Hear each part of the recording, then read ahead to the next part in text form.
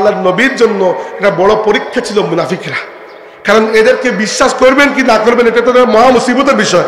কাফিররা প্রকাশ্যে কাফির, মুমিনরা প্রকাশ্যে মুমিন, মুনাফিকরা হচ্ছে অপ্রকাশ্য বিষধর সাপ।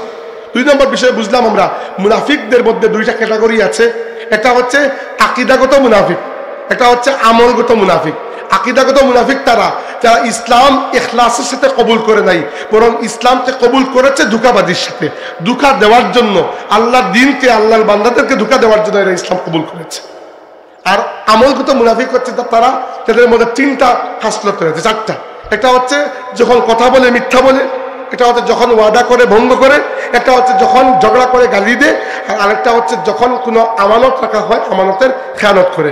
এই 4টা যদি সে বাদ না দেয় তাহলে সে মুনাফিকের কাতারে শামিল হয়ে যাবে।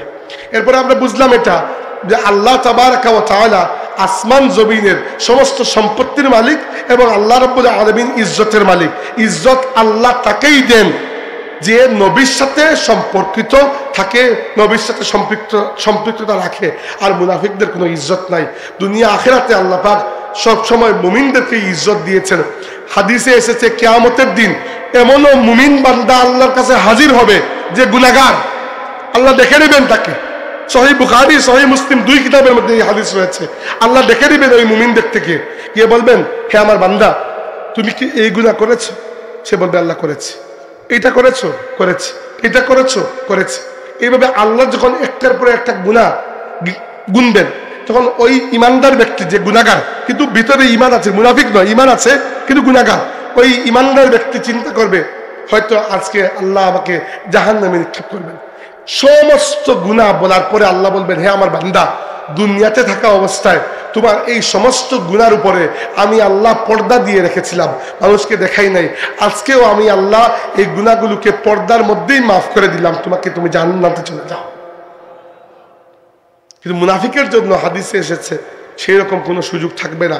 যে ব্যক্তি মুনাফিক সে যদি আল্লাহর নবীর হাউজে কাউসারে চলে যায়, ফেরেশতারা ওইখান থেকে তাকে টেনে নিয়ে আলাদা করবেন। আল্লাহর নবী অন্য সমস্ত গুনাহগারদেরকে, শুধু নেককার নয়, গুনাহগার যারা আছে তাদেরকেও আল্লাহর নবী নিজের হাতে কাউসারের পানি পান করাবেন। কিন্তু মুনাফিকদেরকে আল্লাহ রাসূল কখনো কাউসারের পানি পান করাবেন না। আল্লাহ পাক আমাদেরকে নিফাক থেকে দূরে রাখুন, আমরা বলি আমিন। যতদিন দুনিয়াতে থাকি আল্লাহ আমাদেরকে খালিস ইমানের সাথে দুনিয়াতে থাকার তৌফিক দিন, এবং যখন মৃত্যু আসে তখন খালিস ইমানের উপর আল্লাহ আমাদেরকে দুনিয়া থেকে বিদায় দিন, আমরা বলি আমিন। ওয়া আখিরু দাওয়ানা আনিল হামদুলিল্লাহি রাব্বিল আলামিন।